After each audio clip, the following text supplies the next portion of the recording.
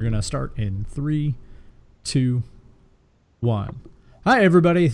Welcome back to another episode of Summoner Sift. This is episode 3. Today is Thursday, September 8th, 2016, and I am here with two wonderful gentlemen. I have Projector with me. Hey, guys. Good to see you. And Contractor. Hey, guys. Welcome back. Hey. So we're going to talk about first, how have you guys been? What have you been up to? What have you been up to, Projector? You been playing some games? Yeah, I've still been spamming a lot of Rek'Sai, especially before these armor nerfs came through, and especially seeing the Nocturne nerfs. I'm trying to get myself warmed up on Nocturne again, since he's the champion that got me from Bronze 3 to Gold. So I had a lot of fun with him and trying to just get warmed up back with him. But other than that, I've just been playing as normal and trying to get better. What about you? What about you, Contractor? What have you been doing? I've been practicing a few extra supports as well as sitting on mid lane trying to get that getting the rust knocked off that. That's right. You used to play a pretty nasty Ahri. I've played with that Ahri before. What have you been playing support wise? Support wise, I've actually been practicing almost solely Vel'Koz and Bard. Nice. Vel'Koz is OP, man. He's really good. Yeah, Vel'Koz is strong. He is fantastic. What are you building on Vel'Koz, like a support? Are you building the same stuff as Zyra or different or what? You have options and stuff like that. Like you can go banner, but it is almost solely Frostclean Claim into Rylai's. Obviously, there'll be a side stone in between those two items, but Rylai's is just extremely disgusting on that champion. You know, it's funny because I was actually having a conversation with a guy that plays almost exclusively Vel'Koz. He only plays Vel'Koz and Victor, and he doesn't like Rylai's on that champ. And I was trying to convince him. I was like, it's so good, and he's like, no, man, you don't need it. And I'm like, Well, I mean, I think you can make a stronger case for it being on support because of the peel and the defensive play that you would use Vel'Koz for. I do think it's good in both situations, don't get me wrong, both mid and support, but I think you can make a strong case for it for support. I gotcha. I think that there's so much synergy between Rylai's and his W and his ultimate. It actually turns you into a pick champion. Like, I can go over 2 walls, or I can go for a long distance and just hit someone with my ultimate, slow with the Rylai's, and we can get a kill off that. And it happens constantly. It blows my mind that guy does not like using Rylai's on that champion. I was feeling the same way. I was like, man, it feels so good though. I don't know. And then you've been taking, I assume, many magical journeys. Oh yeah. Bard's one of the supports that I've needed a lot of practice on recently, and he is extremely powerful. It's just there's a lot of timing on a lot of his abilities that you need to just you need to dial in. Like there is like the slight time difference between Zhonya's and Bard Ultimate. Gets me almost every single time. Like I'll try to time that to get a wall stun. If you aren't pixel perfect, to be able to flash at it, which does happen quite a lot. So, and it's that, and then just basically using the magical journeys a lot more effectively. Like you don't always have to travel from the longest wall from one end to the other end, but if you use a lot of them, and if they're playing a lot of immobile mid laners like TFs play quite a lot. I can use a lot of the short walls to just kind of hop to get on top of him, and as soon as I land the first auto attack, he's pretty much over. Yeah. As far as me, I've been playing one champion, the only true champion, Mordekaiser. In both top, I've had a number of top lane games lately, so I'm actually learning how to lane with him. He's pretty strong in lane. I was actually overthinking it before. Where, I was trying not to push the wave and stuff. All I do now is just shove the wave in over and over and over and over and make their jungler come up there and then just fight them both because I can't escape. So it's just like, all right, you're here, let's go, and then I just fight. And if you get it all ahead, they can't get near the wave anymore and you're just shoving him to turret, and it's he's a lot of fun.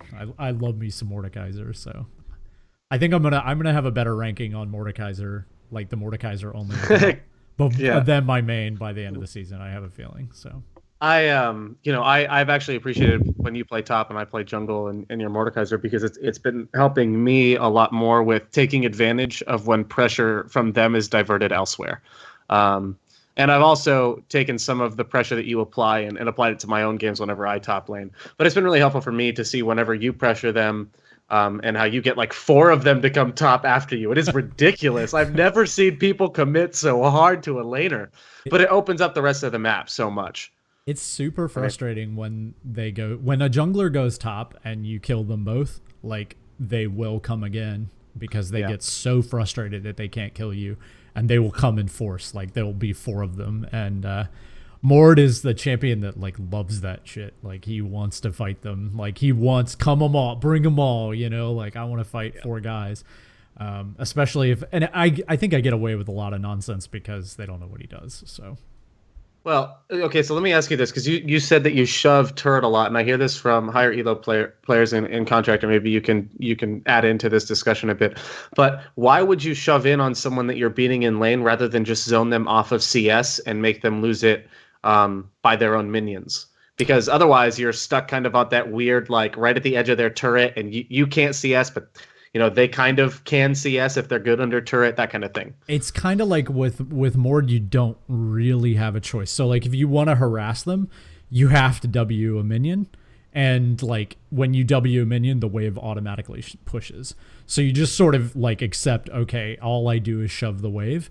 And so I just shove them to turret and just pressure the turret nonstop, because Mord actually can literally walk up to the turret, hit it, and then like W like a minion and take a turret shot because of the shield. Like he'll have a full shield, and like you just shrug off turret shots. So I kind of just walk up and just grind them out and get them frustrated, because especially at the MMR that accounts at, I think I'm silver 3 or silver 2, like they don't punish me for it. I just walk up and hit the turret a couple times, and then once the turret's down, I just kind of roam the map. But I don't know that it's going to work forever, but it works right now. So well, and okay, so what you're saying is like shoving them to turret it works for Mordekaiser specifically. Yeah. And that's okay. I definitely wouldn't do it on like Renekton. I would zone them completely off the wave, but okay, that makes sense. Has a little trouble doing that. Because either way, like you're still pressuring the lane and causing the jungler to come up. I was just curious to know what the thought process there was, right, and why it was different.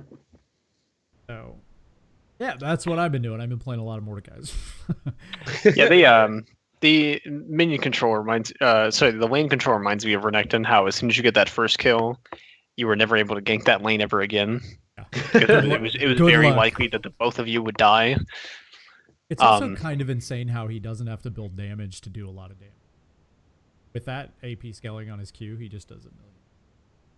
I mean, yeah, let's not turn it into Mordekaiser cast though, because I would absolutely sit here and talk about Mordekaiser the entire time. Well, I want to talk about the lane pushing. It works the similar way that Tristana does as well, where if you're maxing the best ability on her, which you honestly should, the lane is basically going to auto push, especially if they know how to freeze it. Like if they're just last hitting the minion and not really using the abilities, you're going to push always.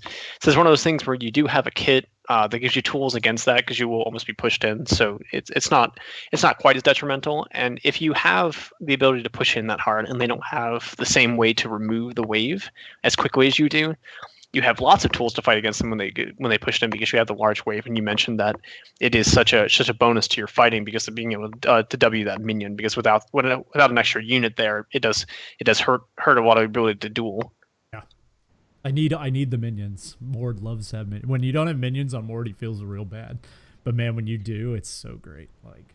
Well, yeah, and that's why I think it's okay to push, because you then have to you have to assume that mentality, and you have to know what you're doing, that you are going to push, that the jungler is probably going to come, and then you already have in your head mapped out what you're going to do and your plans against that already. So he comes in, you know what the champions are, you know what the matchups are, so you're basically ready to play against that.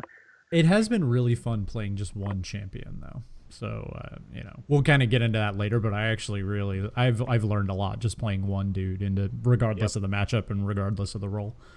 Well, and I think Mordekaiser, the way that you play it works really well, because you've been playing with a group pretty often. Mm-hmm. So it's easy for you to communicate like, hey, I'm pressuring, earn it somewhere else. Like, hey, I'm expecting, if someone is taking that into solo queue, like they've got to be really intentional about typing it out and saying, hey, I'm probably going to get a lot of pressure, win the map elsewhere, jungler. Like, don't worry about coming top or whatever, snowball of the lanes. Yeah. Well, you've got the communication is harder at that point. That actually leads us right into like the champion notes, right? So like the first champion, the first part of the 6.18, right, which is the patch that Worlds is going to be played on. I would assume we may see like a hot fix or two in between now and then, but generally this is what we're going to see for Worlds, right? The first part of that is they're going to introduce Yorick, who's going to be a very similar style champion. We just talked about Yorick in the first episode, so I don't want to go too deep into him, but he's going to be that similar sort of champion, you know. He's going to force them to come up there and deal with him. You know, that's pretty much what he does.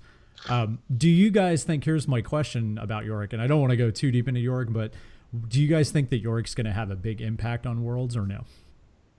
I haven't seen what his numbers are yet, and if they are too high, I think that's probably the case. At least if not, he'll at least have somewhat of a showing. My kind of problem with that is that they released the champion update on the same patch that they're going to have Worlds on, with basically the only real ability to fix that or change that with hot fixes. So they wouldn't be able to change all too much. They'd be able to little tweak here and there, but for the most part, like they're basically just releasing a champion, which is kind of a big change, which they don't like to do on the Worlds thing, and then basically not saying they're going to touch it. Yeah, that's true. Well, I see. Okay, so I disagree because unless Yorick's not with the last point, the first point, whether Yorick will be seen or not, because I think if his numbers are busted, sure he'll be seen. But if his numbers aren't busted, I don't think he provides enough team utility that they'll want him. There's much more reliable CC that you can get from the top lane. There's and much more team fighting ability. And right now the game revolves more around that team effort than anything else. I do think like a team like CLG will pick him up though. I would fully expect a team that utilizes split pushing to pick him up. So like you They also like their odd picks. Yeah. You would think that they would play him like on like in lieu of a Jax or like a Fiora and just leave it up there and let it fight forever and push and push and push, right? And then yeah, very reminiscent of last year when Aphromoo was playing Bard. Yeah. Yep. Yeah, so let's breeze through these patch notes. I don't want to go super deep, but we'll just kind of go through. So Ashe is catching a nerf. W cooldown. I think everybody here like understands that Ashe is real good and like probably deserves a bit of a nerf. So do you think this is going to change the ADCs, or we're still going to see Ashe, Sivir, Jhin? Still think we'll see Ashe. The nerf to Ashe doesn't really matter. With her cooldown being the same, only be a 1 second difference at max rank. And that's the goal that she maxes first. It doesn't really matter. She builds the same cooldown reductions. It's not going to be a change. It's only going to really matter for like basically until level 3. So you have a little bit of an opportunity in the early game to punish her a little bit more. Besides that, they didn't touch Ashe at all. So I think she's still going to see a lot of play. Yep. So then the Aurelion Soul, they fixed the bug. They fixed the Bjergsen bug, right? Like, which, I think Scar actually made this point, but I'll say again, it's very frustrating that this has been on the champion since the very, like, release, and they never touched it until it happened in a pro game. Is that, like, what it takes? But I'm not going to belabor that point because it's, like, it's a silly little bug, but that's not how they should prioritize, like, bug fixes. I would like to see other stuff. It's just sloppy. Yeah. So Echo's base AD is down. Any nerf to Echo, I am A-okay with.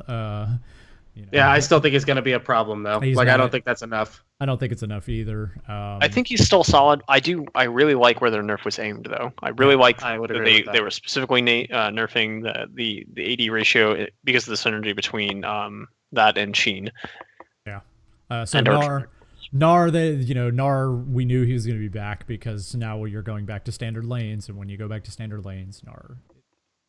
So their nerfing is W, which is funny because originally when Gnar was bad, they buffed his W, so they're just reverting back the same change that happened before. Then I've heard this actually said by a lot of people, but I actually think the big nerf here, at least like overall, is the E nerf. The cooldown on that is huge because he doesn't max it first or second, so like that's your one hit, like you leave it. So like 4 seconds at rank 1 is a lot. Like that's a ton. Yep. I think it's probably still good, but I don't know that he's the auto pick that he was starting. I think with the nerfs between the W nerfs and the nerfs to Frozen Mallet, I think he's not going to be played as much. Not nearly as much anyway. He'll probably still see some play even on the world scene, but I don't think it's being nearly as prevalent before. What's the E nerfs. I do like quite a lot the E nerfs for the professional scene. I don't think it's going to change a whole lot for solo queue. Mm-hmm. would I agree. think that 4 seconds of window opportunity when he's going to be down, people don't really know how to utilize that or punish people for that, so they're not really going to. Like where you come into gank him, he burns his E, you run around the tri bush to come back around to gank him again. I don't think people do that, or will do it nearly as much as they should to punish him to actually get that kill. I think So I don't think it changes much for solo queue, but for worlds, I think it's solid nerf. I think that's one of the things that I think is really, and this is the thing that I do really like about this patch, is the fact that most of the nerfs are very geared toward professional play, and they don't really impact the champions like in solo queue and like, you know, standard play. Like, we're not going to notice any of these nerfs or buffs, you know, like it's not going to be a big deal, you know. But I'm sure on the world stage it's different. So Honestly, if I see less than R in my games, that's fine with me. I hate playing against that champion, so it's totally fine with me. So then Lee Sin getting a buff, I think everybody would agree that Lee has been in sort of a rough patch for a bit. Like, he's had some issues, and even the best Lee Sins have sort of struggled or moved away from the champion, which is strange. You know, so the W buff is okay. You know, it gives him a little bit better first clear, you know, and makes him a little more durable. I don't think it's a big change. I mean, they took away a lot from that ability a long time ago, if you remember. When they messed with the cooldown when it goes towards. So giving a little bit back, I think, is appropriate. The Lysandre nerf, the health per level, right? Like, she's really durable, right? So so I think this is a right direction nerf. I wonder if that nerf itself is a little, actually a bit much, but maybe not. Like, I like the direction they went, but that's pretty significant, I think. 9 is a lot over the course of 18 levels. Yeah, like that's huge, and at early levels, that's pretty much a full auto. It's a full item. Yeah, like so it's 160 total, right? Yeah, that's almost a ruby crystal. Yeah, I mean that's a big chunk for one ability that has a decent that has a significant cooldown. Like, I think they could have done the same thing if they had or made the cooldown on our ult a little bit longer or something. You know, I don't know. I get the feeling this was the one. I get the feeling that this is like a preemptive nerf for the Gnar nerf. You know what I mean? Like it's almost like, okay, we're gonna take Gnar out, you know, and we're gonna make him a little weaker. If we don't nerf Lysandre, it'll just be Lysandre all the time.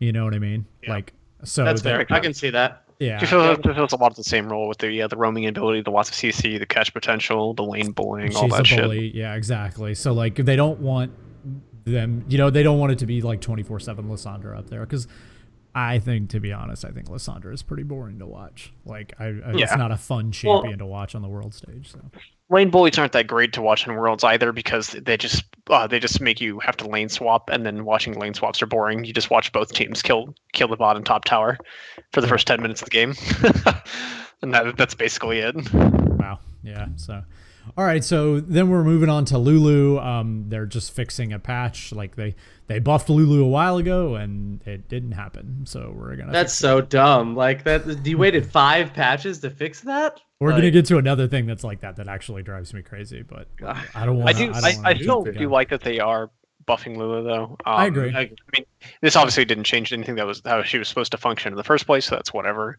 Lulu's a terrible right now. Like, she works in that like dive meta. Like, there's no dive meta right now. So she's a fantastic champion, but only and they're really trying to define what her job is, and they're trying to make her a buff bot, and that's it.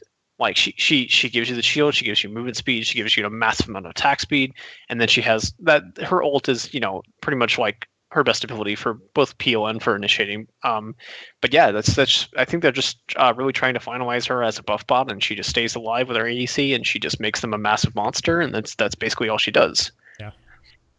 So yeah, I mean, I agree. I think Lulu needs it, right? So give her power. I'm fine with that. Lux's slow increase. You know, Lux, okay. You know, I don't know that people are gonna like run to Lux all of a sudden.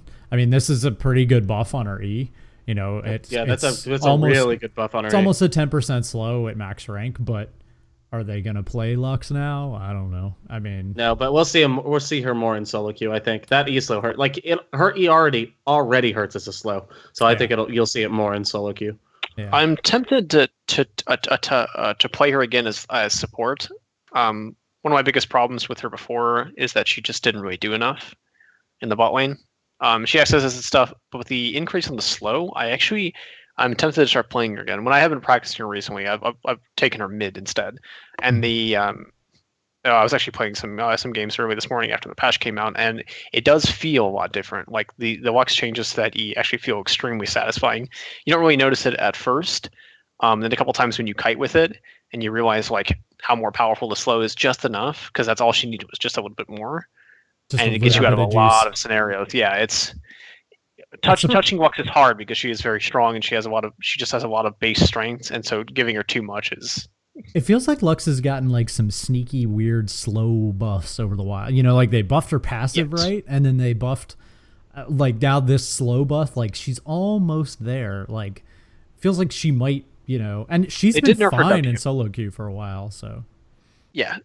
She's been good. She's been primarily played on the people who just play a shit ton of Lux and who are good at Lux, and that's the only people who really play her.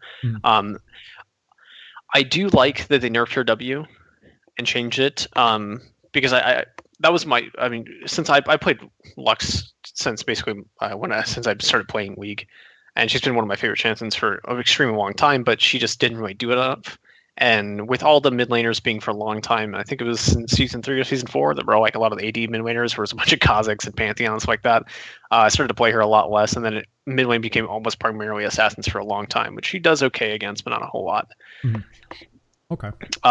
We'll see. I started picking her up again, and she was too strong for a good while. When they first changed some of the numbers and everything and buffed her, they buffed her way too much, and that's what prompted the W nerf. Was to remove that, because the ability to spam, I think it was the cooldown became 4 seconds, I think it was, with some CDR on your shield. You're able to shield your team for if you hit all 4 members, it was like 800, and then 800 on the way back. Yeah, but it was very easy to hit 2 to 3 members of your team, and then it came back and shielded them again for the same amount, and then 4 seconds later you were doing it again. So it was pretty obnoxious. Yeah, that's pretty annoying. Yeah, I mean, slow travel maybe it'll bring her back. I mean, it's cool when older champions come back and people start playing them. So it'd be neat to see Lux at the Worlds. Yeah, I'd like to see her actually reworked, because her kit is very outdated. But I think she's still strong enough to where I think there's other champions that like need it. You know. Oh yeah, absolutely. So. Yorick was one of those. Yeah. All right, so Misfortune, passive doing full damage to turret. I think that's a good quality of life buff, right? Like, so, you know, Vayne had this, they mentioned this, Vayne had the same problem before. She couldn't push turrets, you know, and like MF couldn't push turrets. Like, she was great in lane and like she could fight and, you know, you could poke ass, but once you got on the turret, it was like, okay, you know, take me forever to kill this thing. So I think this is a good buff, you know, I think it's fine. I don't know that MF's suddenly going to be like, you know, the monster that she was long ago, but maybe we see her, right? Like if somebody buffs out a bunch of ADCs, like maybe MF's the 4th one, right? I think this is a good buff. I think this is needed for her. Yeah, I think I agree that it's a fantastic buff for her. I do not think it will change much. I think this is a really good, nice quality of life buff, but like I said, I don't think it really changes a whole lot. You have a lot of cheeky things that you can do, like hitting the tower, which increases the duration of her W, I believe. Whichever one is the attack speed boosting one, and then it lasts for duration, and then love tapping increases the duration. So being able to hit the tower and then switch to minions to hit the tap to increase the duration of it is cool, and it gives her a lot more utility, and it gives her a lot more ability to push the towers down. Which is fantastic, because like you said, she would walk up the tower, she would activate her W, she would hit it for the duration of that, and then she would have nothing. Yeah. And you'd sit there and auto-attack the tower for like 3 minutes, and then it would die. Yeah, it just took forever. Yeah, you're basically almost solely relying on your W cooldown to do any damage to it. So this is good, because she is one of the few ADCs who can't actually kill a tower, which is extremely weird, because she's always had an attack speed boost, which has been one of the best tools to kill towers for a long time. Yeah, and it seems like those attack speed buffs like that are built into champs, they always melt towers, right? Like, yeah, you know. So, all right, so now to the projector special here, the 2 champions, the only 2 champions he plays. So, we got a Nocturne buff. Oh boy. So not a huge one. I'm ready. Gloves are on. Let's go. Yeah, so they're gonna buff his sphere. You know, they're just basically giving him straight 0.25 basically across the board. I mean, every rank he's gonna get an extra 0.25 on his. What do you think about that? Does that make you happy? You play No. Nocturne all the time. Yes and no. Like it's cool, don't get me wrong, like it's nice, but chances are you're not looking to duel a ton with Nocturne. You're looking to dive their backline and kill whoever your target is. That's what you're trying to do. And chances are if you landed your unspeakable horror before, they were dead. So this is just going to further secure that. I mean, there are a couple times when you end up dueling with Nocturne and it'll be nice, but I don't think it's going to make that much of a difference unless you get invaded or you end up 1v1ing their jungler early. I think what would have been a better buff in this case would have not been buffing the duration on Terrify, but actually buffing the leash time that it takes to apply the fear. Does that make sense? Like, yeah, so just have not it by proc much, quicker. not by much, but yeah, I think you should just pop it quicker because not a whole lot quicker because I think Nocturne's ult is incredibly powerful and I don't want to throw it overboard, but I think that would have been a much better idea because it better guarantees his kills. I mean, I get what they're trying to do here is they're trying to give him a better pre-6, right? Like that's because you're not gonna max E, first. Q is what you're maxing, no matter what. So, and you're always maxing E second generally, right? Yep. So, you're not maxing the shield. So, I mean, they're just trying to give him a little extra juice. I mean, theoretically, 0.25 seconds, like, especially if you're 1v1ing somebody at level 3, that's, an extra auto. And on Nocturne, like, if you get a proc. It's also going to matter a lot more later in the game as well. Yeah. Especially if you go. So what I'm curious to see is this buff is fantastic. This is like it doesn't 0.25 seconds doesn't seem like a whole lot, but for Nocturne, especially in a lot of situations when people going full AD with him is going to matter. It's going to hurt a lot, and that time, the extra time is insane. 2.25 seconds is an eternity in League of Legends, and what I'm really curious to see is if the tanky or the full CDR Nocturne comes back. If you guys remember that build. Yeah, like the old soda. Yeah, the old 40% CDR Nocturne. Yeah. That was I run 40%. I run but like my thing with this isn't going to make a difference late game if I see a pick onto their Lucian. If I'm not like super far, if I'm super far ahead, Lucian's dead no matter what. But someone like Lucian, he can he can get away from me pretty easy between Yomu's and his dash alone late. Which is what I'm saying, which is why I think that the actual leash timing should be different, not the duration that it lasts. If late game, if even a 2-second duration hits in a 1v1 scenario, they're dead. But the problem is it's really difficult to land. Like that's one of the hardest ones to guarantee in the game, in my opinion. Just because they can outplay it so easily. Like they can just get away with it. I guess your tools doesn't really help. Like your spell shield doesn't help you get on top of them. It doesn't stay on top of them unless they're using like a Morgana snare or something to kind of peel you off. But if they're using anything like a movement ability of their own, it does nothing. They hop right out of it and almost always breaks. What I do like about it though is it's the longer duration versus tenacity, which I think also is very important, especially on the tankier targets. So like you say, you're peeling for your ADCs, your backline, whatever, and you have someone who, like, you jump in, you Nocturne, you put pressure, their front line jumps past you to go pressure your carries, you turn around, and then you have the ability to CC multiple times in a team fight because you are building 4% CDR, and then the 2.25 seconds with a tenacity, it peels a lot more. It ends up buying you a lot of time. That's fair. I'll give you that. I think it does make him a little bit more useful when his ult is down in a team fight because he can become a peel bot when his ult's down. I would agree with that. Yeah, and like I said before, I mean, early when you don't have ult, you're just getting that for free. It's just you're gonna have E. So yeah, I mean, I think it's good. I mean, it's time to start buffing him. I think it gives you more options against teams that you're just inherently terrible against too. Like you're playing. What's it called? Like you're against like a Lucian Lulu, and you never want to jump their backline because you'll just never kill anyone and you'll die basically for free if your team doesn't. Even if they come in and help you, it just won't be enough in time. So your ult almost becomes useless. Like you have to wait for someone else to initiate, and then in the midst of the fight, then you ult in. Yeah. Which obviously like drastically reduces the amount of options you have as Nocturne. Exactly. All right. So yeah, I mean that's the Nocturne. I mean it's a 0.25 second buff. We'll see if it makes a difference. Like I think it's good. Can't go bad. All right. So moving on to Rek'Sai. So we're just gonna keep clubbing this horse, right? Like let's just keep whipping. I think it's fair that they did the base armor. I think the armor growth stat is Too much. You actually got muted there, buddy. You're quiet. What do you think about this projector? I like it a lot. I think Rek'Sai still needs to be nerfed because she is obviously still one of the best junglers in the game by far, and I like where they aim the nerfs. I don't know if it should have been the healing from the passive when you're burrowed or the armor. But either way, I like it because it does. If you want to camp those lanes and to gank quite a lot early over and over again before you do get your items, I like that she does feel squishier. You have the ability to punish her, to kill her a little bit easier on those ganks. Yeah, that's fair. I would agree with that. Now we can hear you. No, I think the armor growth stat's a bit too much but the base armor thing is fine. I think the armor growth it hurts because you're hurting her late game too, and her late game she was already becoming kind of useless.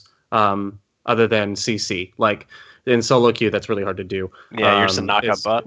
Yeah, but like I think if they had hurt her heal a little bit or otherwise, like, okay, so right now, people with scaling armor runes or health runes, well, scaling health runes, they need the pots. But right now, there are people who do their first clear without using a single pot on scaling armor runes. Wow. Like, there are people that know how to do it if you do it right. I'm not one of those people, but so I think the base armor nerf is fine. I don't think it's going to affect much. It means that those people probably won't exist like that. But I do think it's a justifiable nerf to her.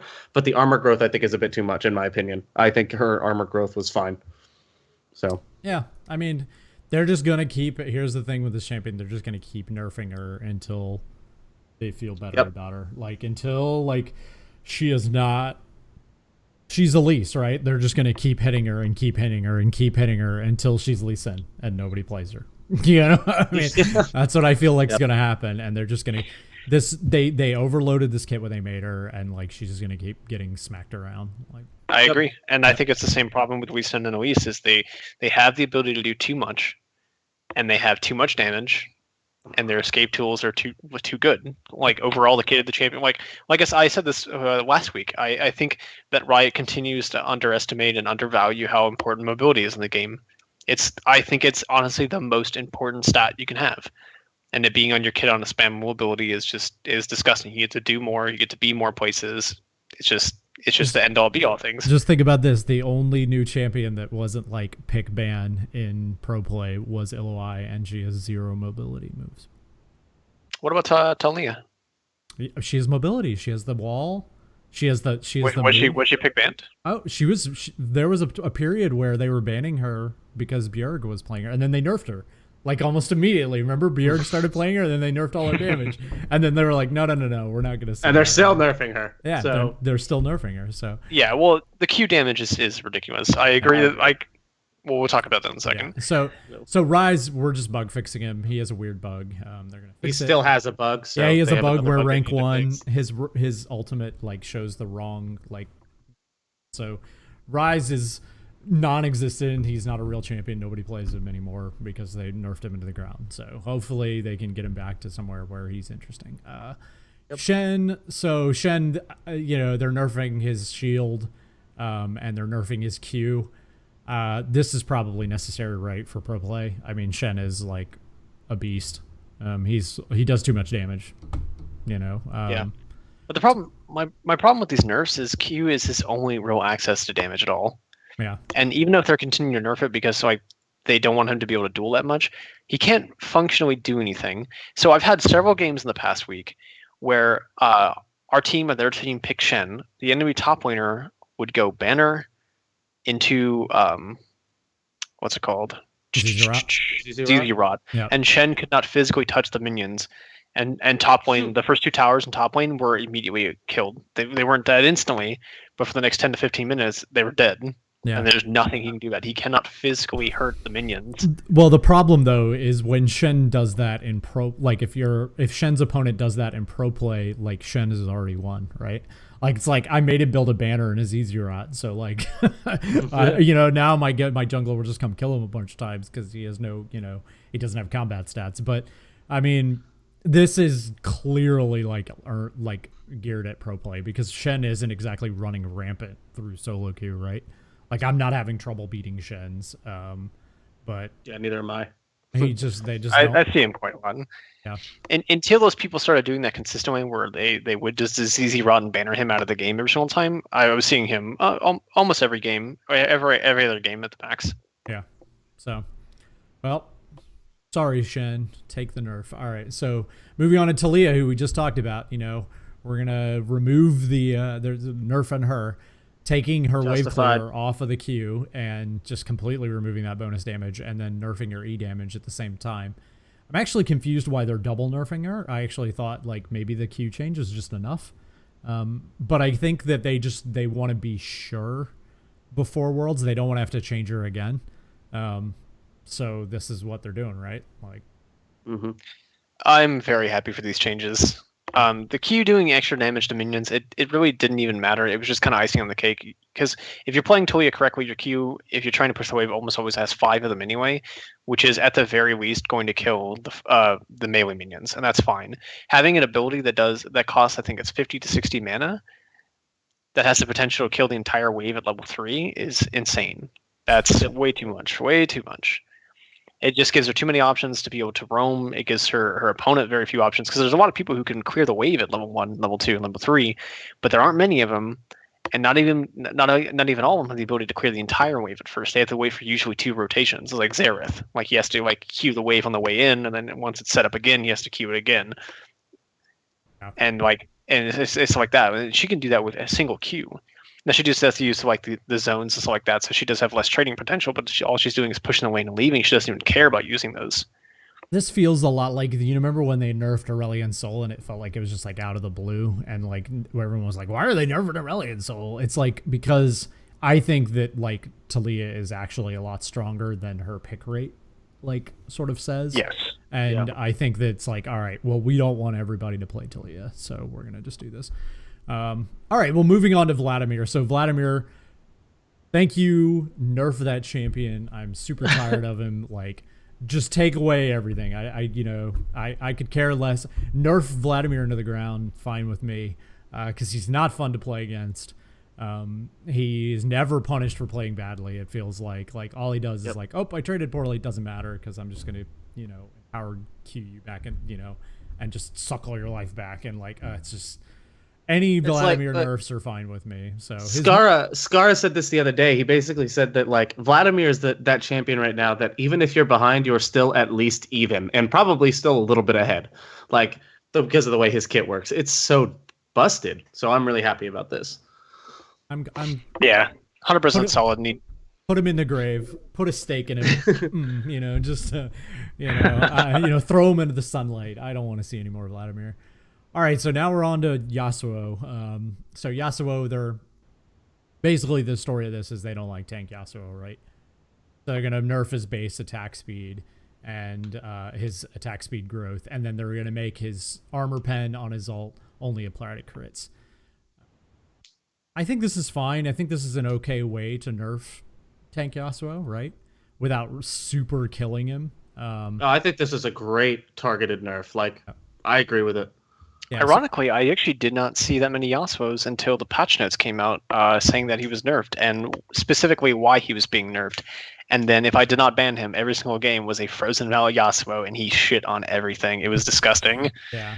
Yep. I quickly learned to ban that champion every single game. People weren't playing him all that much. He is really good. Like with Frozen Mallet, he is super frustrating because he still does tons of damage. You can't get away from him, and he's super tanky, and he has tons of mobility. So and stupid bug, and that stupid auto attack bug. Yeah, I'm glad he's done. I agree. I think Yasuo is a really interesting case of his trajectory through League of Legends has been so crazy, where it's he's terrible. Oh, but actually he's real. And let's buff him. Oh wait, he's really good. Oops, we screwed up. And then they nerf him back. And I actually think he's worse than release Yasuo is now. I think just across the board. But his win rate when he was released was 40%. It was sub 40%. It was the lowest ever, right? So I don't know what they're gonna do with Yasuo. I think this is a step in the right direction, right? They want him to be the Infinity Edge. Force him to be AD. Yes. Yeah, that's what they want him to be. They want him to be that flashy, tons of damage, not tanky sort of dude. So glad to see that. And then the double nerf to Yasuo to tank Yasuo. They're hitting Frozen Mallet finally. So Thank God. Yep. Yeah. I couldn't stand when a Gnar or a Yasuo got frozen mallet. It was the worst feeling like in a game. Ugh, I hated it. I can't tell you how many times I had been top against a Gnar and been like 3-0 against that dude. And then suddenly he would finish Frozen Mallet and now I can't 1v1 him. And I'd be like, what is happening? Like, why is this the way it is? And you just like, oops, I didn't go in like when I had the chance. So now he just kills me. It's basically guaranteed passive procs, and that's huge on him. So, I mean, this nerf is justified. I also think, like, changing it so that it's not built out of pickaxe, so they can't build pickaxe and sit on it, which is what they always did, if you remember. Like, they would always be like, oh, I have pickaxe, and, like, you know. Yeah, they get behind. Now they have to build a Giant's Belt, which is a very different item. And so they're this is crazy to me, is, like, that they're nerfing. It feels like they're nerfing the build path, and they're nerfing the item. So like, yes, absolutely. Yeah, it's bad times for Frozen Mallet now sucks to build. Like that sucks to have to build. I mean, like if I'm behind and I build a Giant's Belt, my lane is basically over. I'm conceding it for the next 5-6 minutes. Yeah, you know, whereas before you could build a pickaxe and actually play. And Jarum's Fist is already not a great item. Like it's an okay item for where you're at, but it doesn't really like make you. It's not a spike. Neither of those items are an actual spike, really. Like so, Nar is still going to build it, right? Because it's insane on him still. Yes, but I think it provides enough synergy with this kit to justify building it even with the nerfs. And then the only other person I can think of that will actually still build it is Teemo, right? Like, is the people who build on hit Teemo with Frozen Mallet, like. Which is, I mean, Frozen Mallet's actually really good on Teemo. So, I mean, let's not not say his name. He'll be summoned. But, like, it's very good on him. So, I mean, the two champions that build it will still build it, you know. But Yasuo won't build it anymore, and that's awesome. Thank God. All right. So then they're nerfing Relic Shield. This is probably long since due, right? Like. Yeah. I mean, it's too much for how you don't get that many charges, but it just feels so bad. It just feels like they basically get to wipe their ass from all the poker doing. Now, this is biased from a person who plays primarily pokes mage supports. Right. So the bias is there a little bit, but it does feel like it does heal too much. Yeah, and it feels like all the other supports are just sort of catching up. I mean, and this item was broken when they released it, right? Like, it's just been broken forever, and they're just sort of, like, slowly tapering it back. And this is probably right about puts it in the right spot, I think. Yeah. Well, because it does heal it heals two characters. And I think this is also kind of like a low-key nerf to taking Gromp or Krugs. Mm-hmm.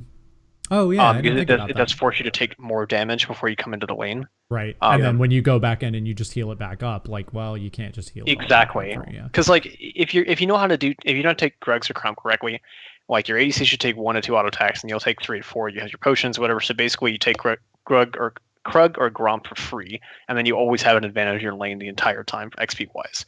And there's no real punishment for it. There's no real it costs you nothing as long as you're not playing against someone who tries to all in you level 1. You just walk in, you take the charges, and you basically heal back to full, so it doesn't even matter. Yeah. So I like that this is a little bit nerfed to that too. Sure. And then the rest of so there's only there's like 2 things. So the invulnerability HUD thing I think is great because I actually had trouble like seeing when people were invulnerable. I had difficulties with that. So like making it clear like on the little bar that, hey, you can't hurt this person.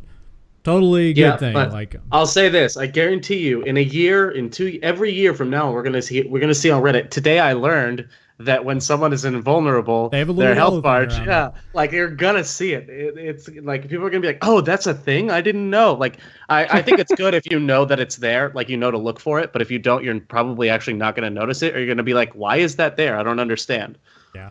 And then the only other thing I would point out is the secret stash bug, which is this goes back to my Aurelian Soul argument, which is like.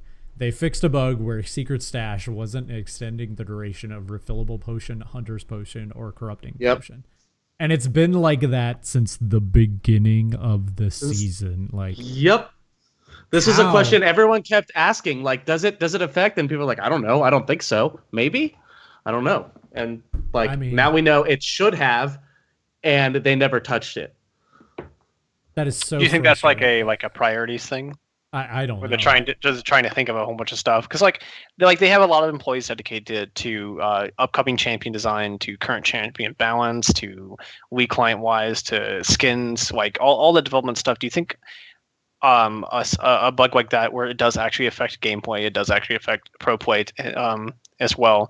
Do you think that that's kind of like a low priority thing, and they just because like the way they said it, they just didn't know, right? Right, but I mean, like, somebody had to have tested it No, at I some think I point. don't. Like, I don't think it's that they didn't know. I think it's literally they thought that the items were probably balanced as they were, and they didn't want to add any more power to them. Like corrupting potion, secret stash on corrupting potion is huge. Like if you know you're going into a game where you're going to take corrupting potion, like secret stash is almost worth taking over like assassin if you're a top laner or whatever. Like I think it's like that's huge. I mean, That there's. is a really I significant would buff. like to think that pros already knew this, right? Like every single pro tested this and knew that that's the way it was. But I bet if you went back through the whole season and looked at pro guys, how many pros took corrupting potion or refillable potion and took secret stash? Right? Like because literally there's only one reason you would take it is because you think that it's going to work on it. And if you don't, like what? It's just crazy to me. Like, how do we, or at least come out and say, like, hey, it doesn't affect it. Like, I we wish they know it would have just been doesn't like, work. yeah. Like, sorry, we're not going to fix this right away. Or even, just like speaking as somebody who's in like PR and spin, like, just say that, just say, oh yeah, that was intended. We thought it'd be too strong. Just say Yeah, that. exactly. Don't just sneak it into a patch note right before Worlds and be like, oh yeah, we fixed this bug. I mean, they put it first. They knew that it was like people were gonna know. It's just, I don't. It's a I know that really this odd doesn't. thing. I know that this doesn't affect any of us here, but what do you guys think about the changes to the rank decay system for Challenger and Master? As someone who watches a lot of streams, I think it's great because I'm hoping to see more Challenger gameplay. That's actually exactly my thoughts on it as well, because I I can't tell agree. you how many people stream and they don't play on their mains because they don't want to because they already have a guy in Challenger and they just want to say, oh, that counts Challenger, or they want to get quicker games on the lower ones. And like I think like what they're doing is they're inadvertently allowing the league, like the queue system, to be broken. Like they're enabling Riot to keep it broken. Like by doing Yes. that, by saying like, oh, I'm just gonna go to my Diamond one. Like you shouldn't be Diamond 2 playing against Dyrus. You know what I mean? Like that's not the way it should work. Like Dyrus is Yeah. Challenger. You should be playing it. And I get Smurfs like happen, but the thing is Dyrus shouldn't be Diamond 2 for very long, right? Like he should just be there, and like Cutie Pie shouldn't be Diamond, or so like I feel like it's important that they make it so that you have to play on those main accounts. Like Now, even if it makes more, like, yeah, it's not going to fix smurfing. People are still going to do it. They're still going to try to play on those lower MMR accounts to get faster games. Because I get it. They're streaming. Like, you don't want downtime. Like, I get annoyed when I have 3 minutes of downtime on my stream. 25 minutes of downtime is ridiculous. Yeah, it's crazy. So, like, I totally understand. But this will make it so that they have to play. And hopefully, by making more people play, that will reduce the queue times. Like, so Oh okay, yeah. but I'm gonna say two things that are contradictory to each other, but I think they're both opinions I perfect. actually That's hold. what we're about So on this podcast. okay, so here's exactly, yeah, being a hypocrite. So here's the thing though, it is easy to work around. I think you can bank up 10 games off stream and you're fine. Like for 10 days you're good. My issue is I don't think that 10 banked games is actually enough to justify a commitment to a video game. I think it should be 14 because I think you should have the ability to take a couple weeks off and be like, okay. And in a couple weeks, chances are someone can probably usurp you with this rule in place on their own accounts. That's just me. 10 is okay. I think that 14 would be perfect, or even 12 would be perfect, because this is basically saying commit your life to staying challenger. But at the same time, I think it's great because I'm hoping to see that more people play on stream, but it's probably not going to happen if you can bank them off game. If I can just play 5 quick games, I've got 5 days that I don't even have to worry about that account anymore. Yeah, but more games are more games, right? Like, so Yeah. I don't know. I like it. I am also surprised at the amount of LP you lose immediately upon decay. Yeah, That's like a lot. you lose 100 LP. Yeah, that's and there are a lot of nuts. people who have been grinding for months and months and months and are at 400 and 500 LP. Yeah, they're not messing around, man. Like If I lose internet because I have Comcast plug, and I don't have access to internet for a week and a half, and I don't have a friend's house so I could go over to play at, I would I would no longer be challenger. I would lose my status. Any hurricane, any tornado that comes through, anything that's significant, you're done playing. Like, there goes your rank. I think like here's my only counter to that is that challenger is meant to be that, though. Like, that's my only where I'm like, challenger's supposed to be the guys who play all the time, that are extremely good. I mean, they have a whole like basically mini LCS that feeds into it called the Challenger series. Like, it's supposed to be like these pros. That's what Challengers. But now I understand that it's not that. Like, there's a lot of people that are Challenger that are not professional League of Legends players. They're just dudes, you know, and like those people, this hurts a lot, you know, where it's like, I want to take a vacation. Oh, I'm not Challenger anymore. Well, that's great, you know, but I think that is the spirit of what that tier is supposed to be. I think this would hurt a lot more if Master didn't exist. That's when I would be like, okay, wait a second. Like, if it was still the old glut where it was like Diamond and then Challenger and there was like that huge massive like thing in between them, I would be a little more like on the side of thinking that it was unreasonable. But because there's Master is there and like you're still playing against top tier opponents and things like that, I can kind of understand this. I do think though, this is okay. So, and this is something that a lot of people don't know, that Riot actually like controls what games pros can play on stream by contract. And so those long queue times really affected what pros could, what accounts pros could stream on, because you can't stream on your main and sit there for 45 minutes doing nothing. Yeah. It's one thing for someone like Super Metroid, who's the Vi only challenger player, Vi and Nocturne, and he just runs and play. He's worked through Metroid games, he's played RuneScape, he's played all these other games on stream, and it's okay for him. But for someone who is high elo and is a pro and is controlled in their games, I think this will help them, because if there's more people playing at the higher level, the pros get better solo queue practice, and they have more incentive to also be able to stream with lower queue times, which gives them money, because currently they're just not making enough in the pro scene. Like, streaming is where the money's at. It feels like inadvertently what this does is it makes the players who just sort of squeaked into Challenger, it should make them sift out, right? Like, so it's the players that belong there, like the pros, like, that are just crushing people, like they're like, I can be Challenger anytime I want. You know, it's like the rushes who are like, you know what, give me 2 weeks and I'm Challenger, it's fine.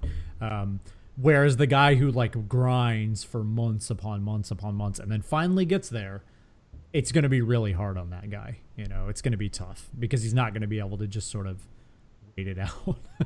Yeah. Yep. I one of my biggest arguments against that, unfortunately, is I don't want to burn out players.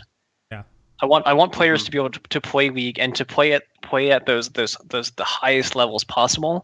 But if you're forced to play day after day or every couple day, it starts, even if you're not a professional, it starts becoming a job, even though it's not your job. I mean, 10 games in 10 days, though, like, is that like a crazy amount of games? Like, I don't know. I mean, it's really not. I think they need to. I agree with Projector. I think they need to increase the amount.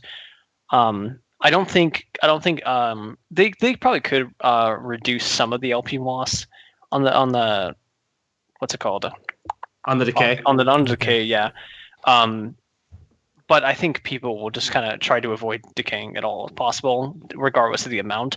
But I think they really should increase the amount, because 10 days is, like I said, not being able to go on vacation is very strange. Yeah, for a video game that you're not getting paid for. If you're a streamer, I guess it makes sense. But outside of that, like, exactly. Well, that's who it hurts the most, right? Like, like if you're a Challenger and you turn on a stream, you have 500 viewers. That's kind of how it works. So like, if you fall out of Challenger and you're not like a big name streamer yet, that's like brutal. I mean, I mean, that's a huge hit to your income, right? Like, immediately. Like, now suddenly it's like, oh well, now I have 100 viewers where I should have 700. Yep. It's going to be tough on those people. The pros, it won't affect at all, I don't think.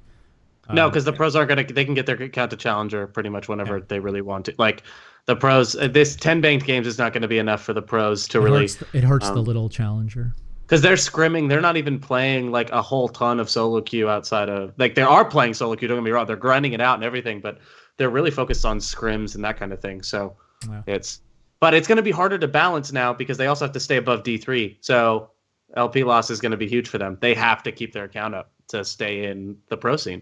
Yeah. So you have to be above D3 to be pro. Yep, D3 or above I think is what you have to be in order to be a pro. Huh. When do they make that change?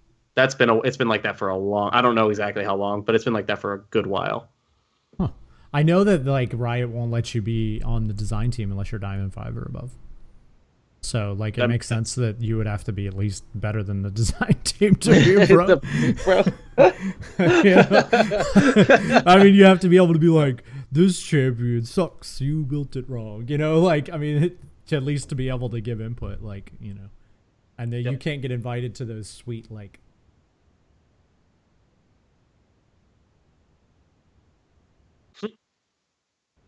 Yeah, I mean, you know, I think a good patch overall, right? Like, I think it's appropriate. I don't see anything in here that I'm just like, oh, that's super offensive or anything. I'm sure that there are going to be people who are mad about the decay, and like, I get it, but whatever. I'm sure Riot has reasons for doing it. Yeah, I think the changes overall were pretty fantastic. They're not too ambitious. Yeah, they're aimed at the champions who clearly need to nerf, and everything else is basically a nerf, but they're not trying to dumpster anyone too hard. Except for a few of them. Except for old Vladimir, take it, you know. And open up the coffin, take it, baby. Yeah, Nar too. So, and Lysandre, man, I think that Lysandre nerf is a lot. Yep, I agree. So. Thankfully, I actually Lysandre, just noticed the good old GIF you had for me this week. Oh, it's great. Until you get a camera, that's what it's going to be. My side is like the most boring on the stream because like Benson's going through hyperspace and you're doing this cool little jig, and then I'm in my bedroom. You think that's cool? It's great. You look great, man. Like it's exactly what it's the exact kind of dance I expect someone named Contractor BK201 to do. Yeah, that's how I. If you're not watching. If you're not watching the stream live and you're actually just picking this up on audio only, tough. Maybe you should watch us live.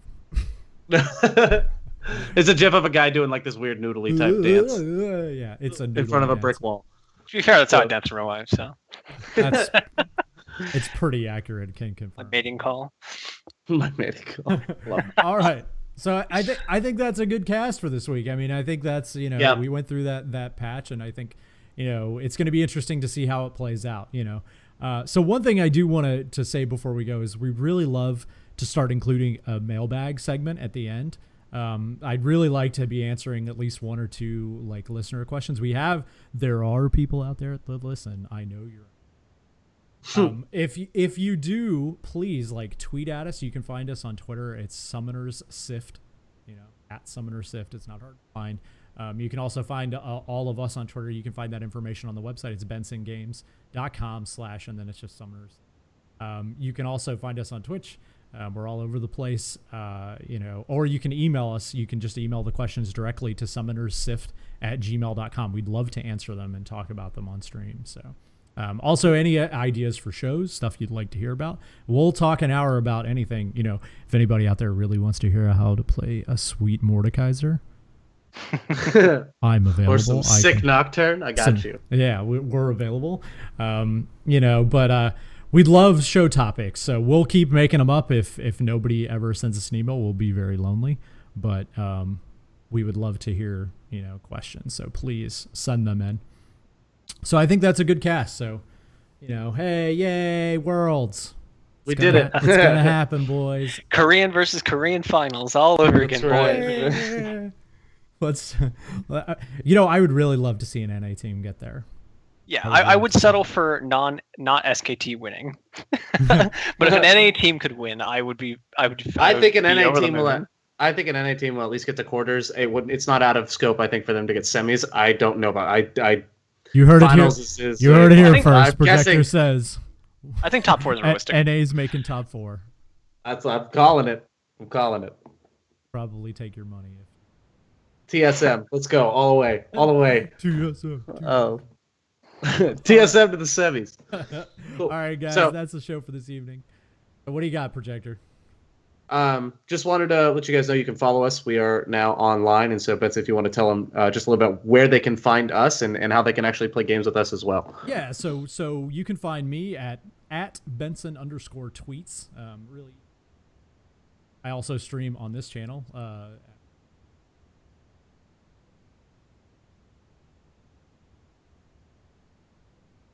Sorry, should I get the back? That's who. Are you the guy that keeps emailing me in broken English telling me I can buy it? Is that what it is? Yeah. Oh, gotcha, okay. All right, and where can they find you, Projector? You can find me on Twitter at projector_lol. You can find me in game. My summoner name is Projector. And then you can also find us on the Trinity Force Network Discord, where we frequent a lot. You can find us on the Benson Games Discord as well. And we'll throw links. We'll make those available in show notes as the podcast continues. But you can find us, and on Tuesday nights we do something called Community Ranked Night with the Trinity Force Network. And that's where everyone just comes together. We put teams together and we go into dynamic queue and lose some LP together. I'm just kidding. We hopefully we gain LP. It feels good to lose it together. That's the plan. Yeah, it feels good when you throw as a team rather than when you throw on your own. So at least the first one anyway. Yeah, the next 5 games that you lose in a row are terrible. But no, we have fun together. It's a blast. So come out for that Tuesday night, 7 p.m. Eastern time. Contractor, where can they find you, buddy? Primarily only on League right now. Right. I have yet to make a Twitter, but I will be doing that. So if you get 10 friend requests on League, you'll play ranked with all of them, right? Even the bronzies. All right. Actually, with the changes, that's impossible now. Oh no! Oh no! I have Smurso. Don't worry. Riot, please. Ban him. All right. So wait, please. Smurfs aren't illegal. It's a different account. Yeah, it's just a different account. So hey, if you don't subscribe to our podcast, please do. You can find us on Stitcher, iTunes, all the regular places. We're also on YouTube. Really easy to find. You can actually watch the live show there. You will get all the hijinks and technical goof ups on YouTube, so that's kind of fun. You also get to see our epic faces. And some crazy dancing that actually happens. So please check us out. And that's it for this evening. Until then, keep on leaguing, and we'll see you next Thursday. Take care, guys.